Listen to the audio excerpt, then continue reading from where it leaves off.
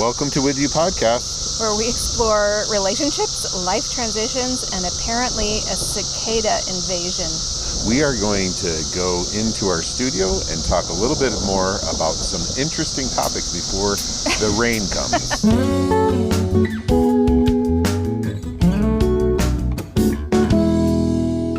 Welcome to With You Podcast. Where we explore relationships and life transitions. Yep, I'm David. And I'm Tara.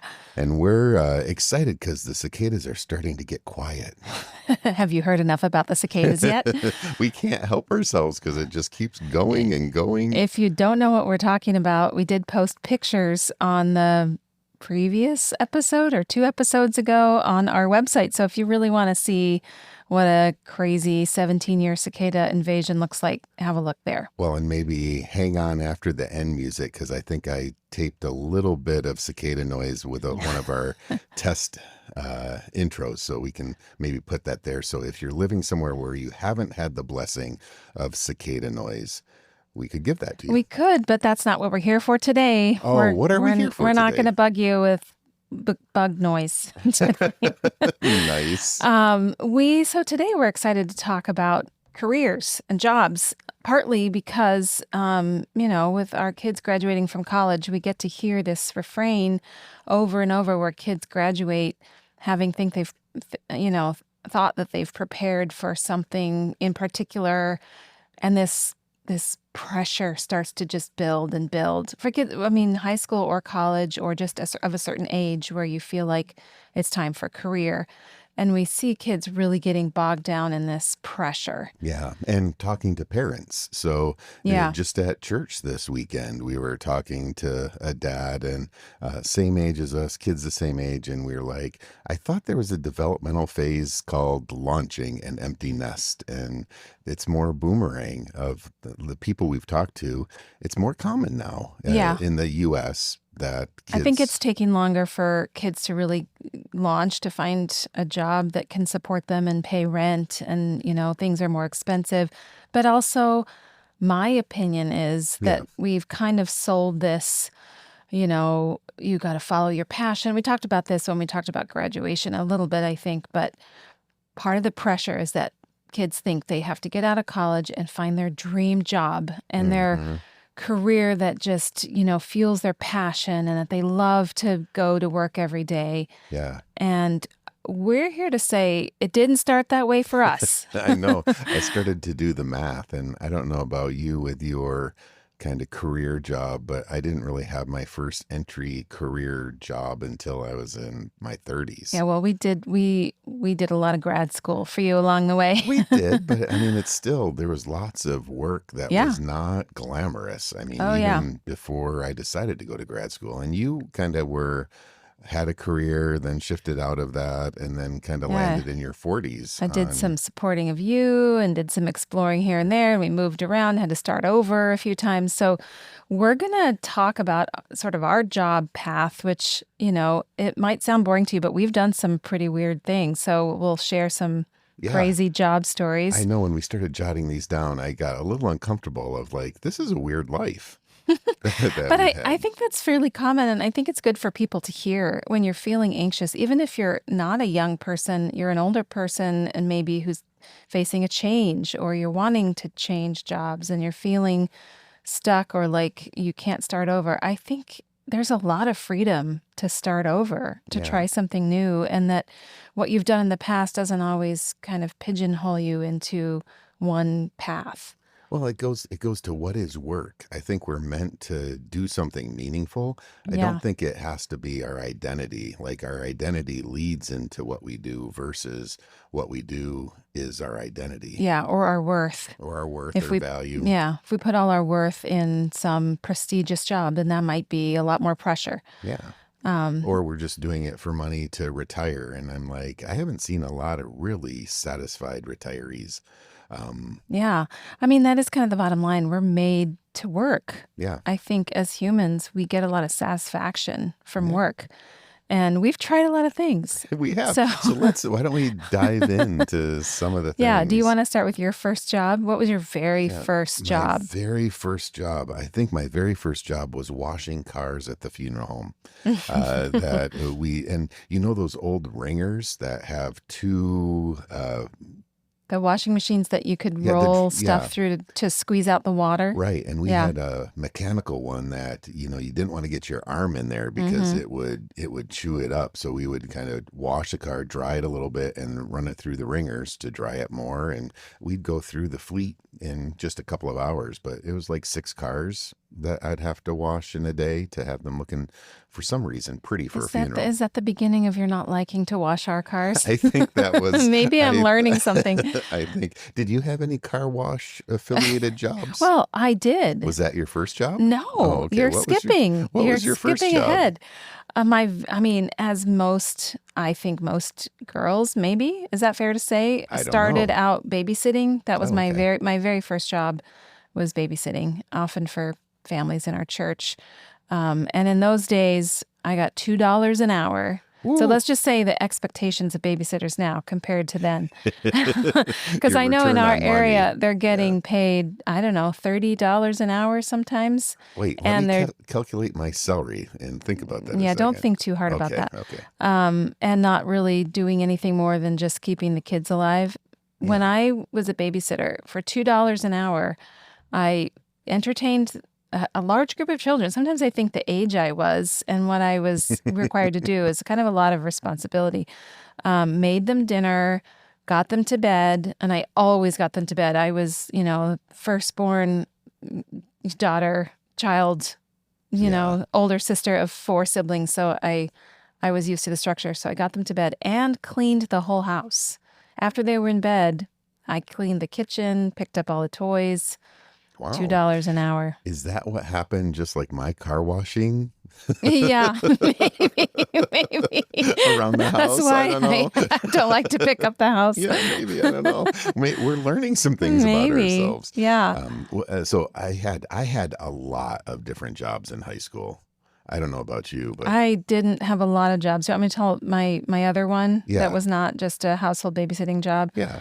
So my other job when I was in high school was at a hair salon.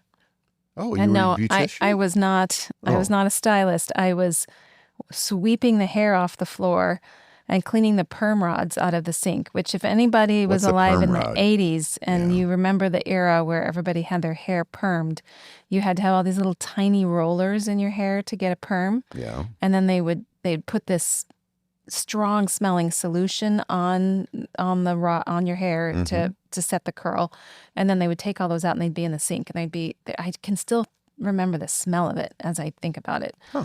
So I basically cleaned a hair salon. It was called Sheer Pizzazz, and yes, that was spelled Pazzaz, which I don't think is That's a not a real word. no. No. And shear was a. It was a play on words for shears, like scissors. Yep. Oh. So that I would walk there. I'd come home from school and I would walk there from my house, clean for I don't know how many hours, I can't remember, and then go home and do homework. Wow. You were working hard for very little money. Yeah. I don't remember what my hourly wage was at Sheer Pizzazz, but it wasn't much. It sounds like it was a maybe step up from babysitting or just slightly different. I Just don't know. different, less responsibility. Perm rods are easier than kids. Yeah. So in high school, I had 5 other jobs. Then washing the cars was like middle school. Mm-hmm. And then once I got before I got my driver's license, I was a town greeter, which is, I lived in a resort town in Western Michigan, and they gave me nice khaki slacks and a t-shirt, and I walked around town just seeing if anybody had questions Oh my that goodness. I could answer. How did you get so lucky? And then my break spot was at the fire department, so I got to hang out with the firefighters and just. What did you do to get that job? Well, I might have known the mayor. He might have been a family friend. Of course. But it was lovely, and it fit my skill set. I'm a social person. So Yeah. it was a really good. I would have found a shady spot and sat down all day. Oh, no. I was like scanning, looking for people that looked like they might be lost or would be interested in a conversation because it made the time go by quicker. And then I graduated from town greeter to a tour guide on the Grand Haven Harbor Trolley. And Yes. I gave tours. I could actually do the first bit for you if you would like. I've heard it so many times, but I think our listeners would be sad if they didn't get to hear it. It's deeply embedded into my head because you have to imagine this script. It's a half an hour tour, and I would say it 16 times a day for the whole summer. So I'd like to welcome you aboard the Grand Haven Harbor Trolley. This trolley was made in Naples, Florida by the Naples Transit Company. It comes complete with handcrafted hardwood interior, dome lighting, and a brass bell. Ding, ding, ding, ding. Each and every driver in our system has their own special ring. That's why we call them special dinglings. And it just kind of goes on. And then off to your right is Dewey Hill, named after Admiral George Dewey of the Spanish-American War fame. Beneath the hill lies the original town and railway of Grand Haven. But due to shifting sands, the settlers were forced to move to the south side of the river. It just keeps going. And how many of those facts did you make up? Well, I hope no one from Grand Haven is listening. So, but yeah, we occasionally tourists from Chicagoland area would ask questions that I didn't know the answer to, and I wasn't smart enough to say I don't know. So I made up some facts. And I think later in our years, when we went back to visit and ride the trolley, some of those kind of became oral history. Oh, no. Yeah. So, and that's where you got your impressive parallel parking skills. Yeah. Because you had to park that 36-foot vehicle. 36-foot trolley. And they would put cones at about 38 feet apart, and you'd have to parallel park in there without hitting the cone. Yeah. So that was a good life skill. Yeah, it helps me out. Downtown Chicago, we switch drivers when we come to parallel parking. If I'm driving, I hop out, let you sit in the driver's seat and park the car. So if you ever see a couple running around their car in Chicago before parking, it's probably us. Shifting to parallel parking. Yeah, I defer to your skills. Yeah. This one was an uncomfortable job. I worked at a fast food restaurant. Yeah. And what was the name of it, David? What was it called? So we lived in Grand Haven, which was on the Grand River, and it was a logging community. So logs would be rolled up and down the river in it. So it was called the Log Jam. I worked at a fast food restaurant called the Log Jam. The Log Jam. It was rough in high school. And I started out as the bun guy. Of course you did. And so were you toasting those buns? I was toasting the buns, and then I moved my way up to the deep fryer. And there's nothing like coming home or going out after work smelling like a French fry. Yeah. And big then vat of grease. From that, I moved up to the skillet and got to work on the hot skillet doing the meat. And then I quit. Yeah. Because there was only so much of that I could tolerate. Yeah. And I don't think that place still exists in Grand Haven, does it? No. And there was just a lot of inappropriate comments about me working at the Log Jam. That I can imagine. I had a hard time tolerating. So. All right. What else did you do in high school? In high school, I worked at Bear Lake Bible Camp as a lifeguard. And so, again, it was kind of like a town greeter. I got to sit out in the sun and twirl my whistle. And maybe every once in a while, I would have to jump in the pool because it was really hot. And so we'd make all the kids get out. And then the lifeguards would have a little swim to cool down. And then we'd get back up on our stands. You found the plum jobs. Oh, yeah. My buddy, and who ended up being my college roommate, he was digging septic fields. Well, you were sitting in the lifeguard I was sitting chair in the sun, and then we would come back to where we stayed, and I would be like, I am so tired. I've been out in the sun all day. He did not tolerate that very well. No, I can imagine. Yeah. That was a good job. Yeah. And that was in the summer times. That was in the summertime. And then my last high school job, I think I've talked about it here, is I got to work for the funeral home and pick up bodies from the morgue and bring them back to the funeral home. Yeah. And being helpful for your dad. Yeah. Excellent. Yeah. So, I mean, and a lot of people probably have some weird summer jobs or high school jobs because you're just kind of doing something minimum wage and getting some, money in between going to school. But I think if you think about both of our job sets, they involved a lot of people skills. They involved a lot of kind of menial tasks that you had to find pride in doing, not because it was anything fancy, but it was helping out a larger system. And that was a lot of my early jobs. Nothing was super interesting, but it was repetitious. Yeah. But it involved dealing with people and being helpful to the larger outcome. Right. Well, and the people interaction could be as much or as little as you want, right? So things generally I don't know. Mine was a lot. was a lot. Yeah. But I mean, I would say that you kind of use those people skills to do better in your job. Yeah. And that's partly what you grow in, is getting good at seeing what needs to be done, communicating well with people, listening to instruction. Yeah. And it was remarkable how many people, if you would just listen to them and hear them out, even if you didn't have the answer, if it wasn't really all that important, made a huge difference. Whether it was just a smile, there was a lot of people laughing. I just assumed it was with me, but it could have been at me. But there was a sense of that relational part gave me a sense of purpose. I kind of have carried that along in all my jobs since then. Yeah. I'd say you do a lot of people time now. Yeah. A lot of people time. A lot of people time. So when we went to college, what jobs did you have in college? So when I was in school, I wasn't able to hold a job down very much because I was so busy when I was a student. But I did for a while work at the Wheaton College dining hall, serving food. Back when we had cafeteria line style. Oh, yeah. Where people just got their tray and Like moved down the line. Like prison. Kind of. Yeah. Yeah. You just hold out your tray. And I was the one with the slop. big spoon just slopping it onto your tray. That was you? Yeah, it was me. You were the lunch lady. I was the lunch lady. Oh, wow. For a little bit. And I think I washed some dishes too. Did you have the hairnet? I don't remember. I should remember that.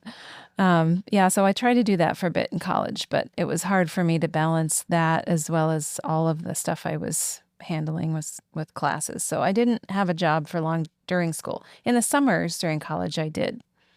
Yeah. What did you do in the summers? Well, when I would go home, so I would go to school in Illinois and I'd go home to Phoenix, Arizona for the summers.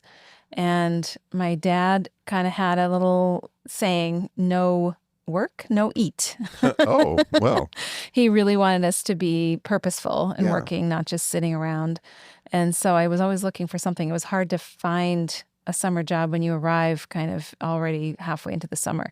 But one year when I was looking for just anything, I think I'd already been looking for weeks and I couldn't find anything, especially because I was looking in my field. I wanted to maybe work for a newspaper or something. Oh, yeah. Couldn't find anything. So my dad said I had to have a job by the end of the week. So I went to the newspaper, like help wanted section. I applied to work at a car wash. We're back to the car wash. And this was I have a 1980s picture in my head of girls working at a car wash. It was kind of like that. Oh, no. There were short shorts involved.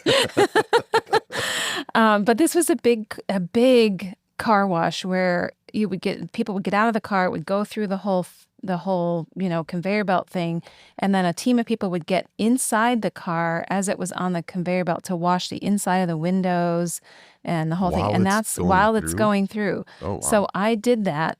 So this was in Phoenix, and you remember what the summers were like temperature-wise in Phoenix. Like it's the sun. 115 degrees. Yeah. And I'm outside getting inside of hot cars and spraying and cleaning the insides of the windows of cars. That sounds awful. As it comes down the conveyor belt. Yeah. I lost 20 pounds without even trying because I sweated it off. But my dad was really proud of me for getting a hard job. And in fact, when I went to apply for it, the owner of the car wash kind of looked at me funny because there weren't we lived in Phoenix. There were a lot of Mexicans who were probably undocumented who were working there. And I don't remember a lot of guys. I'm probably 99.5%.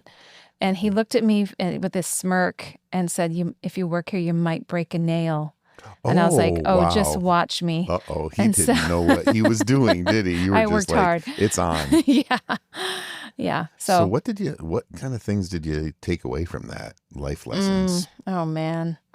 Well, I mean, I did show that I can work hard all summer doing really, it was hard work because I'd be crunched in the back of cars too. It was like you'd be in cramped positions, getting in and out of cars and Yeah. sweating and but by the end of the summer, those guys were all really good friends and they all really respected me. Yeah. And I also practiced my Spanish a lot because I'd taken all, 4 years of high school Spanish and I think 1 year of college Spanish by then. So I really did work on my conversational Spanish skills. Yeah. So that was good. Well, the hard work ethic I still see in you. I mean, you do the birth thing is super hard work. Yeah, similar cramped positions Yeah. yeah, when I think about it. And a lot of sweat and Well, I don't know about that. bodily Not on my fluid. not That's on my not, part. no. Anyway, let's And not okay. compare it to that. Okay. Never mind. But, Yeah. well, But that's fascinating. that same summer, was that the same summer that we were corresponding? I believe that's when we started to become friends. Yeah, we started to be pen pals, kind Pen of. pals, yeah. And we exchanged letters, not just pens as pen pals. We I did. thought about just sending you pens, Yeah. but that was weird. Yeah. Well, I also worked as a waitress because you must do that at some point in your life, work at a Yeah. restaurant. Yeah. It's good. It wasn't quite like the logjam, but I worked at a Mexican restaurant. I What was it think it was called? called El Sombrero. Okay. I'm pretty sure. I'm trying to remember, but there are a lot of Mexican restaurants in Phoenix, Yeah. Arizona. But I was a waitress, and we had to give ourselves a name, like A pseudonym? yeah. And Okay. they called me Teresita, Teresita. Teresita. Yeah. So I don't know if it was Does that mean to, little Tara? and if sort of, I mean, it was, you kind of had a choice, but it was maybe to keep you somewhat anonymous because you get a lot of, people asking for your number and stuff Yeah. like that. So Too much tequila drinks and then yeah, interest. Yeah. yeah, Yeah. yeah, a lot of margaritas at this place. Oh Yeah. boy. So yeah, so that wasn't fun. I also learned a lot. I learned how much tips matter because I was also at that. Okay, so talk about as a high schooler, I was Yeah. getting paid $2 an hour to babysit. Yeah. At this waitressing restaurant, I was getting paid $2.01 per hour for that That's work, and then they expected you to make up the rest of it in tips. And then at the end of the day, with my cash tips, I'd have to split it with the bartender and the busboy and the hostess. yeah.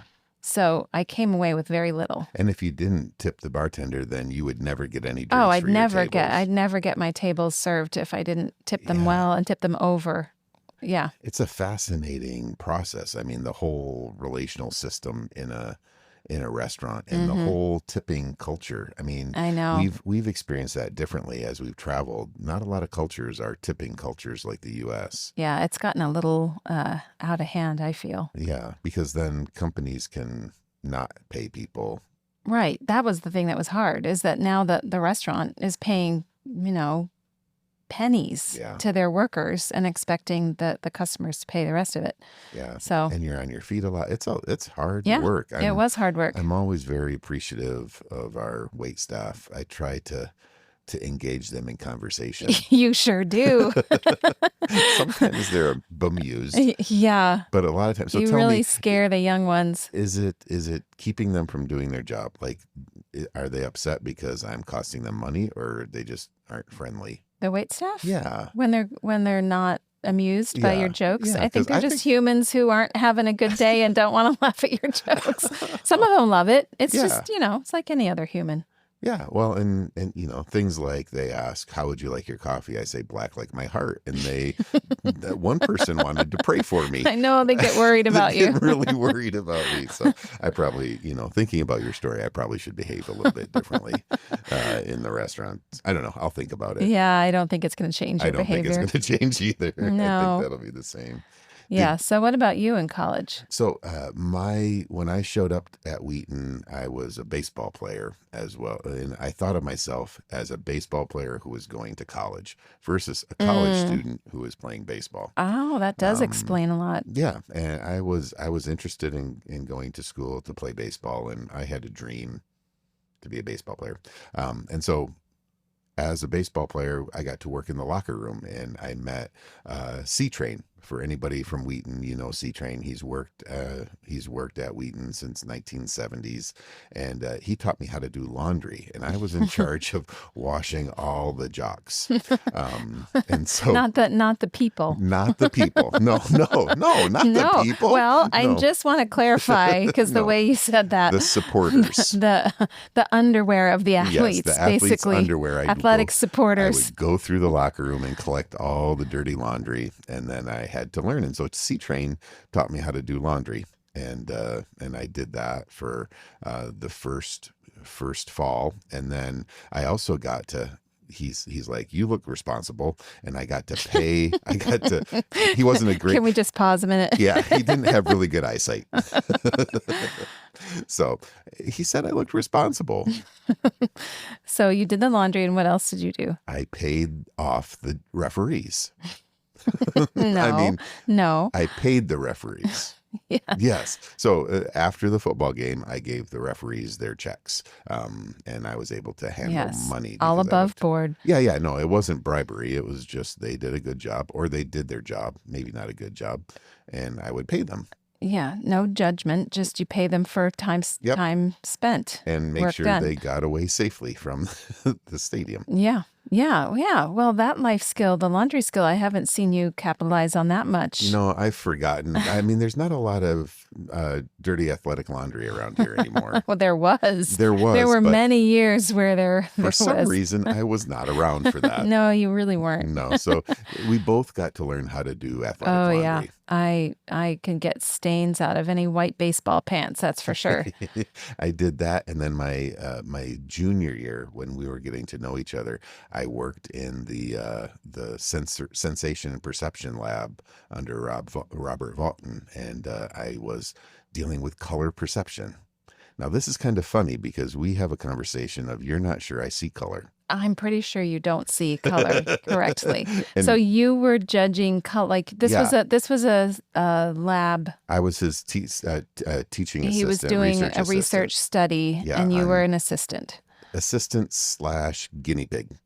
So I would sit in a dark room in the basement of Billy Graham's building, Mm-hmm. and there would be a box of little tiles that had different color, and I'd have to pick one up, and they'd have a number on it and another, and I'd match them and see which one was brighter or which one was darker, and I'd have to mark that down, and then I'd grab two other ones. Now I'm curious. Did they do any color testing on you before you got this job? I don't have any recollection. I could have been a guinea pig of how colorblind are people. But, it was, I got paid for it. Yeah. Yeah. I just funny because I'm just realizing how people see color differently. So there's not an objective way to judge Well, we if one have that color matches conversation, another. right? Because we see springtime differently. Mm-hmm. I love slate gray skies. Yeah. And you're like, oh, look at the color. And I'm like, it looks the same as when it's overcast. Yeah. See, you don't see the difference between like the blue sky and the green leaves. You think that's No, all the it's same all color. a pretty color. I would say they're about the same. One's brighter. I didn't have to say like greener. I just had Yeah. to say which one was brighter, and I could Well, do you could probably that. do that. But yeah, I think we perceive things differently, and I think that has a significant relationship issue. Yeah. I mean, for us, in terms of just how we see the world. So what did you learn about yourself doing that job? I learned that I did not like sitting alone in the dark looking at little tiles. Go figure. Yeah, it felt That would suck your soul. Yeah, it felt a little like torture. Yeah. I'm not going to lie. And so occasionally I would go a little bit faster so I could get out of that room. And you were sitting on like a metal folding chair, metal right? folding chair, little table about 3 feet wide, and blackout curtains all around, so you didn't have any comparison of anything else in the room. Yeah. And I would do that for hours. Yeah. It was a dark time. Yeah, well, it's good to eliminate things that Yeah. you know are not going to work for you long term. That's a helpful thing to learn. But one of the things that I think was important to me, even before work, but for my dad, was you finish what you start. And Yeah. so like I wanted, when I was little, like maybe six years old, I wanted to play football. And I fought my parents. They finally agreed. And I had one practice and I came home crying, going, I don't want to do this anymore. And Dad goes, young man, let's go for a ride. And because we always had meaningful conversations driving down by the beach. And he would go, when you start something, you have to finish it. And so you don't ever have to play football again, but you have to finish out your commitment. And that's what it felt like to me in the with this color job. lab of like, I started, I'm like, oh no. Yeah, here I go. Here I go. Thankfully, it was temporary. It Yeah. wasn't a long-term thing. No, it was a semester. Yeah. So I did that. And then in the summers, you were sweeping hair and washing cars, and I was giving the tours. Yeah. Well, I did have another summer job in college that was pretty weird. This was the summer we started writing to each other, actually. It was summer of 1989, or because we were overseas that summer, maybe the summer of 90. It was one of those summers. And again, I was looking for an internship type job in Phoenix, and I was having trouble finding something. So I was looking for any publication that I could work at. And I found a magazine published by the Arizona Mexican Chamber of Commerce. Okay. And so what, like, you have to unpack that a little bit. Well, like, what is that? I still find it hard to describe what Is it a happened real- in that is it a office. real Well, it was a thing? real thing, but the magazine was more like an advertising, I don't know. It turned out it was one guy Yeah. in an office, and he did hire me. And I was hoping to be doing some writing, editing, stuff like that. Yeah. It was just him and me in this little office in Phoenix. Uh-oh. And it turns out this Arizona Mexican Chamber of Commerce, which he was the president of, I Yeah. believe, they raised money for this publication by doing a beauty pageant. Were you in the beauty? You were in the beauty You pageant. remember, I sent you a little business card. He had pink business cards made for me that said beauty pageant coordinator with a little crown on it. You have to And you know what my understand how job that's was? so It's not Tara. so not me.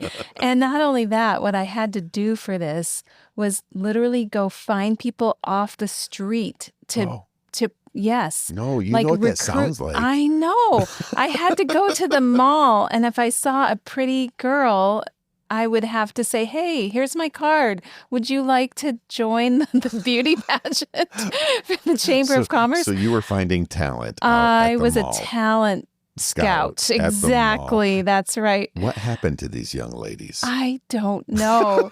Because the beauty pageant, because I went back to college before The beauty pageant and went he on. told me he was going to fly me back for the beauty pageant. No, none of that ever happened. It was a very strange situation. I remember when you would write about it, I'm like, are you okay? I don't And know if I was. I was not super supportive of that. Yeah, it was a strange one. But I mean, I got paid and I had something to do with the magazine, but I remember more the sheer terror of having to go out and recruit people for this Beauty contest. this beauty contest that I wasn't even sure was really going to happen. It was strange. And you had to recruit advertisement. I remember that too. You'd have to try to get people to advertise. Yeah. in the journal. And I hate selling. I hate all of that. Yeah. I mean, and it wasn't, now that I'm thinking, when I'm saying this back, this sounds like it could have been very beyond sketchy. It was weird, but it was an above board organization. Okay. Yeah. There was a real publication. These girls weren't in danger. Okay. But Well, it you do was, have good spiritual discernment. yeah, so. I do have good enough judgment that I haven't gotten into true danger with people. But, and there were plenty of pictures around of these pageants in the past, or beauty contests or whatever, like with a lot of people there in a big hotel, conference room or whatever. I just can't. It was, I know. Now that we're older, These summer and jobs. you tell that, I'm uncomfortable. I know we wouldn't want our daughter doing that. No. Yeah. No. I know. I do have moments like, what were wrong with our parents? Well, don't blame it on them. They allowed us to kind of learn through trial and error. Yeah. But I think that's helpful. I do think that's what's made us somewhat successful is that we did a lot of trying and having weird, uncomfortable moments Yeah. that, Well, you learn what you don't want to do. I mean, I honestly would have rather had the car wash job than that job. And yeah, I think I got into that situation because I was so focused on my job had to be in my career field. yeah, It that's a had to problem. be. And so I would not even consider anything else. And there was just, nothing that was seasonal for the time I wanted it. And so I kind of narrowed my choices down and put myself in a box, and it wasn't a good box. Well, and so this is jumping ahead just a little bit, Mhm. but it's when you worked for Alan. Oh, you remember that I one do too? remember because that was another one where it was just you and old guy working on some kind of architectural No, magazine. that one was It's a architecture. it was Chicago Consumer Magazine or something like that. Okay, we probably There shouldn't be was so detailed. Oh, yeah, yeah, Yeah. yeah.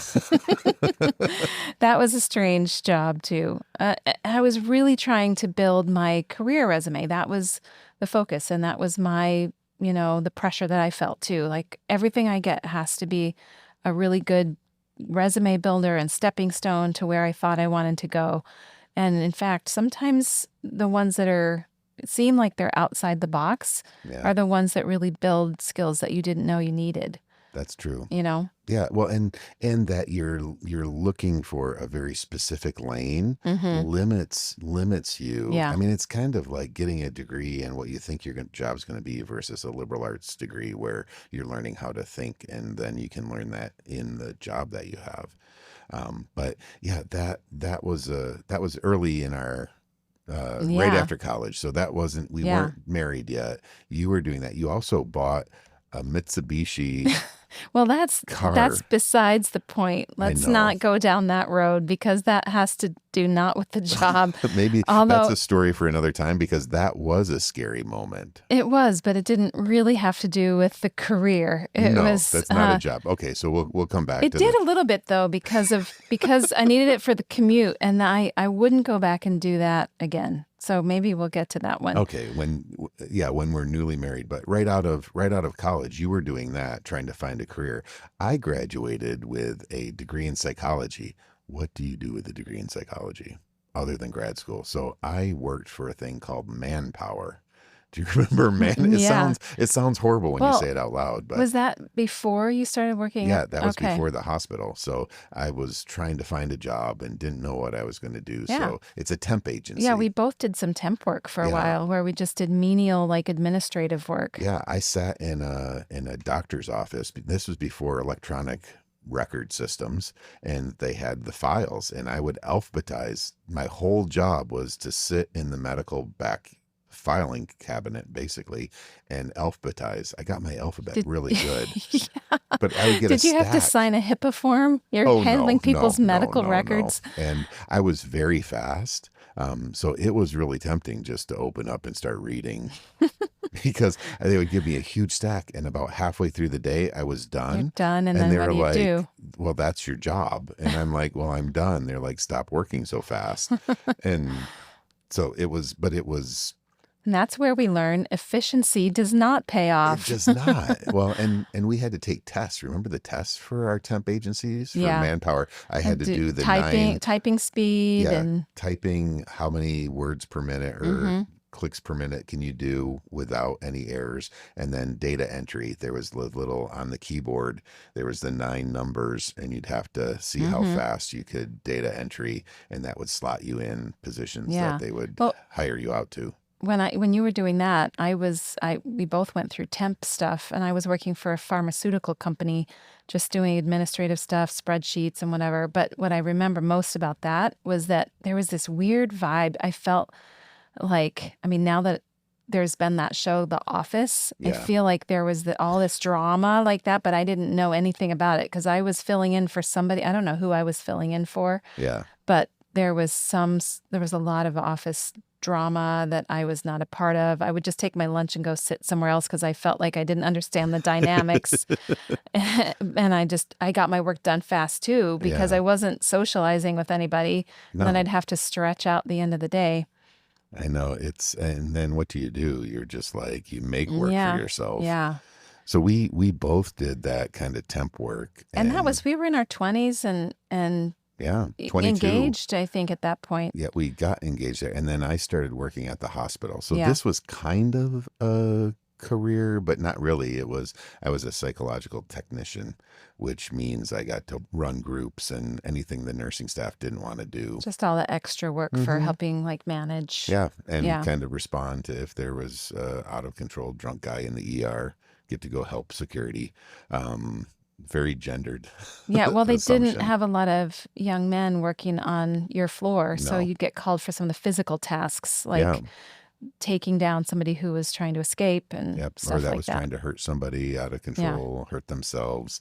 So I did that for 2 Well, years. that's when we were first married, and we I were young remember married. Yeah. it was that job took a toll on you. It was It hard. was a high stress job for you because you were dealing with really low functioning like Yeah, people that people were in in the deep crisis. crisis. Yeah. And I had a hard time. I kind of lost a little bit of my puckish joy. And I think probably because that was so hard, you realized I need to go to grad school because otherwise this is what I can do, right? You Yeah, know? because I pretty much committed to myself. And once I graduated from college, that's all the schooling I ever wanted to do. Yeah. And then I did this job for 2 years. Little And did you know. little did I know. And I fell in love. I mean, I also fell in love with marriage and family therapy Yeah. in that role. I was introduced to it because they didn't have anybody to do anything. They're like, well, you're good with people. Just meet with all these families together. And I was like, oh, I can see how this happens and how this What works. happens? Well, I was working with a kid when we did some CBT things, sent him back, and he came back 9 months later, and he said, what you taught me worked with you, but it didn't work with my family. He's like, my family needs to be in here. I'm like, okay. And so then I asked the staff, I call his family, and we did family work, and it helped because his symptom was not just his, but everybody had a relationship with it. And I was like, oh, this is like magic. And Yeah. I got excited about it. So and you found learned out about the systems the system stuff. and Yeah. found out there was a degree about that. And I broke my word and went to grad school. Mm-hmm. We sure did. Yeah. Yeah. So that was the beginning of our relationship in jobs that were not going to be our end goal, Yeah, but career jobs. while I was doing that, you were driving into the west side of Chicago Yes. Yeah. before we went to grad school. Yes. That's right. Yeah, my first job out of undergrad was working for a nonprofit that assisted people who were homeless in Chicago, and I was on the kind of the fundraising development team, and then moved into public relations. So I planned fundraising events, and I published a newsletter that went out monthly, I think. Wrote the articles, took the pictures, planned the events, all that stuff. It was remarkable. And the hardest thing about that job was it was the job, but the commute. So we lived, 30 miles away from the city. Yeah. And I would take a bus to the train, and then the train station dropped, I would get out and I'd still have a long walk through kind of a rough part of Chicago, which has since changed and been gentrified, but there was a lot going on in that neighborhood. And I was a very green, very innocent girl coming out from the suburbs, walking through a lot of stuff. Yeah, you saw a lot about drug trade. Well, a lot of stuff. And the first day going down for my interview, I didn't know where, know where I was going, and I was in a little suit with a skirt, and I can't even imagine how out of place I looked. Now we know. But that commute was rough, especially in the winter. Yeah. It was a long way. I'd have to get up really early, take a long train ride, then walk through streets that they didn't shovel or plow on that side of town. Yep. So I'd be marching through snow to get there. Occasionally in February, I'd treat myself to a taxi ride from the train station to there, but I couldn't really afford it. So, that one took a toll on me too. Yeah. So the start of our marriage, we were working really hard jobs. Yeah. Living in a basement of someone's house. Yes. I mean, it was not the glorious. So when we came home, marriage. we had literally zero natural light coming into our house. Just a light, there was a window well. We had Yeah. one window well. It wasn't even in the living room. It was by it was by the bathroom. Yeah, between the bathroom and the kitchen. Yeah. So yeah, I'm surprised that we survived that first I year. know it was, and trying to figure out life together, but Mm-hmm. I think it was some of those challenges of it was hard for me. I was afraid for our safety sometimes. I was afraid for my safety and your safety in Mm-hmm. our jobs, and we really kind of had to depend on each other, depend on our faith, and it worked. Look at here, 32 years later. Yeah, well, in those jobs, we didn't know where they were going to lead, but we got jobs right out of college, and they supported us, Yeah, and we learned a lot about what we did and didn't want to do. yeah, I think we were making like 19,000 that year in Yeah, well, each of 1992. us I think my first salary was $18,000 a year, and I think yours was $16,000 a year. And we actually lived quite, I mean, Well, comfortably, we thought. yeah, yeah, we were And quite happy. yeah, we were quite fine. Yeah, and yeah, it was but it was a learning experience. And then we left all this glamorous life of working in Chicago and at the Yeah, hospital and and moved to the moved West Coast. I thought all my Pasadena. dreams had come I true. know we were like driving down the boulevard with all the palm trees, and you're like, this is where life is going to be forever and always. I thought once I got you there, you'd see the light. Little did you know. I I learned, saw and that's why if you haven't heard our trailer, it's called Geographically incompatible. Incompatible, because that's when I discovered Yes, that there was light, but I needed you shadow. like the darkness. I like seasons. Yeah, so just really quickly, because I know we've been talking about ourselves for a really long time. It's kind of fun I mean, though. we're getting closer to what ended up being more lifelong careers. Yeah, But but the penultimate before our careers, super fun. yeah, I mean, this was a really fun. So when we arrive in California a few months before your grad school was going to start, and we had a very limited amount of money in the bank. We had not saved up, although we lived okay on our meager salaries in Chicago. We didn't save much. We didn't have Yeah. much. I think we had 3 months or something like So that. yeah, we kind of, I think when we prayed about Savings. it, we'd say, God, like we could live till the end of September and that's it. And And we're then like, we need a and job. then I don't know what we're gonna do. We're gonna have to just give it all up. So while we were preparing, moving in, getting ready for your grad school, we wanted to do something to make some money, but I was looking for more long-term things. But if you live in LA or anywhere around LA, you know that on every corner Yeah, there telephone are, poles.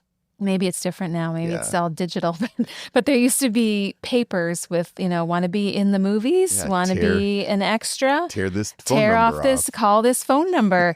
And And we so did. we did. So we did. Oh, we went home. We We, were so excited. We're like, we're going to contact a talent agent. yeah, so you do. So Yeah. you call this number and they tell you to come to some weird office in Hollywood or something. And Yeah. you come in and, Have to take off all your. no, Oh, that's right. stop. Yeah. You have to take your makeup off so you have good pictures. No, No, no, nothing no, got taken off. nothing taken off, David. Way to paint a picture Yeah. that's all No. wrong. So, okay. So No, we went so to the casting agent. yeah, and they just basically get your stats, like And they took pictures of us. what age you are, what you look like, what Yeah. age range you could fit into visually, Yeah. so what you could play, because then they'll be when they're casting for a commercial Extras. or a movie or a TV show, they'll say, when we need extras, we need, a bunch of 20-something males who, look like they could be from this ethnicity or whatever. Yep. Which I covered most And of if you them. fit that description, you get a call. Yep. And they tell you come, and they tell you this is the job. You got to show up tomorrow morning at 4:30 a.m. Yeah. That's for costumes. Right. Yeah. So we did that, and we got the call sometimes, and we'd get the call together sometimes. Yeah, that So was a fun one when they're like, "Can you both come?" And it would be like 14 hours we would work for maybe $50. yeah, so I think our biggest movie that most recognizable, we worked on Mighty Ducks 2. Mighty Ducks 2. We were both in that. And what did you play? How were you So they stereotyped? sorted you. Yeah. So it was funny because this movie is, this hockey team that is in what did they call it? The something Youth Olympics Yeah. or something. So this part that we were in was being filmed in the In a Coliseum. stadium that used to be part of the 1994 Olympics. 84, sorry. Yeah, the 84, because this was 94. Coliseum. Yeah. So the scene was supposed to be this hockey thing, but it's this World Olympic thing. So there's teams coming in from all over the world. So they just visually sort you. So I was blonde, so they said you're a German athlete. All the people who were black were Jamaican team. Yeah. All the people who were dark haired were either, Italy. I think you were Italy. I was Italy, but then I got bumped up into a journalist. Well, we're not going there yet. Oh, okay, you love your bump up. I love my bump up. I stood out in the field. You just stood close enough to the elbow of the director. Oh, yeah. I was like, can I get you coffee? Can I be helpful? My social skills. So they sort you, and then they point you over to an area where they give you a uniform. So I was in the German athletic uniform, and you were in the Italian uniform. Right. And it's those windbreakers kind of. So you 1980s. swish as you walk. Yeah. Yeah. And then you just wait around, because there's just a lot of time where you're waiting around, and everybody's getting a peek of the, Emilio Estevez and whoever else. Yeah, and they have this amazing thing called craft foods. Yeah. So the main thing, we get paid $50 for the whole day, but all you can eat food, which was like amazing for us. It was. We ate well on those days. And that was worth it. Yeah, it was. And it was fun. It was fun. We got to watch the whole process. So we did that. We were in a French rock video, which now I've given that away. That's like our best answer when you have to do that game, two truths and a lie. People won't believe about you. Yeah. Do you remember his name? Terry Hazard. Yeah, maybe we'll link to it in the web if you want to see. Well, you'll have to look really close to find us in this. Yeah, you have to stop the frames, because again, we're extras, so we're background. We're background. Tara's one of the dancers. I'm a silhouette. She's the silhouette on the right, and man, does she have wicked moves. Moves, yeah. I didn't think I'd have to dance for that. And I started to get typecast because you know what I was? A photographer, cameraman. Yeah, you got to be on the paparazzi. Yeah. You were you must look like a paparazzi. Those guys are horrible. Well, I shouldn't say that, but they're probably misunderstood. Yeah, so we did that for a whole summer while we were waiting, and then we really did. I did get a job that started the day before our money was going to run out. So God did answer those prayers. Yeah, but it was close. But that was fun. I did a couple when you were at the church. I was in the Scout, and you can kind of see me there. But that was fun because it was a baseball movie, and so I could sit in the stands like I was paying attention and read my school books. Yeah. So it was a win-win. It was a win-win. So those are some of the stories of the weird jobs that we had before we got into our careers. And the thing that we just wanted to share is that you can learn a lot from a lot of different experiences, and that you don't have to anchor into your lifelong career right away. It can be beneficial in lots of different ways. And it looks more that way as we look back than when we were in the moment. No, and your value comes from who you already are, and your worth can come from how you do things, not from what the job is. Yeah. Working hard, having integrity, being kind to the people around you, and that can be done in any job. Finishing what you start, a good work ethic. Yeah, and some of those skills transfer, like you're good at cleaning and I'm good at washing the cars. We better practice a little more. We should probably go and practice. So, well, we hope you enjoy this. Yeah, if you want to see and link to some of the interesting things that we talked about, check our show notes out on our website. What's our website again? withyouprojects.com or withyoupodcast.com. Either one will get you there. So look that up, and we'd love to hear about your crazy jobs. Yeah, and so write us, contact us, and we'll talk to you soon.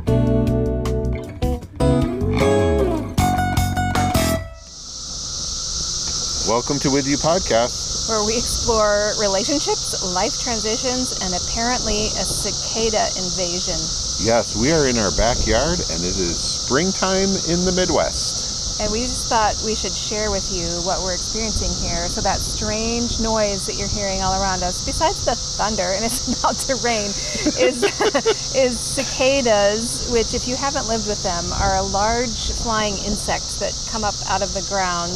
And we've got a 17-year variety, Yeah. that have taken over everything. And so this is the noise we're living with every day. And it just is wonderful on your nervous system. So we are going to go into our studio and talk a little bit more about some interesting topics before the rain comes and the cicadas carry us off. So we'll see you soon.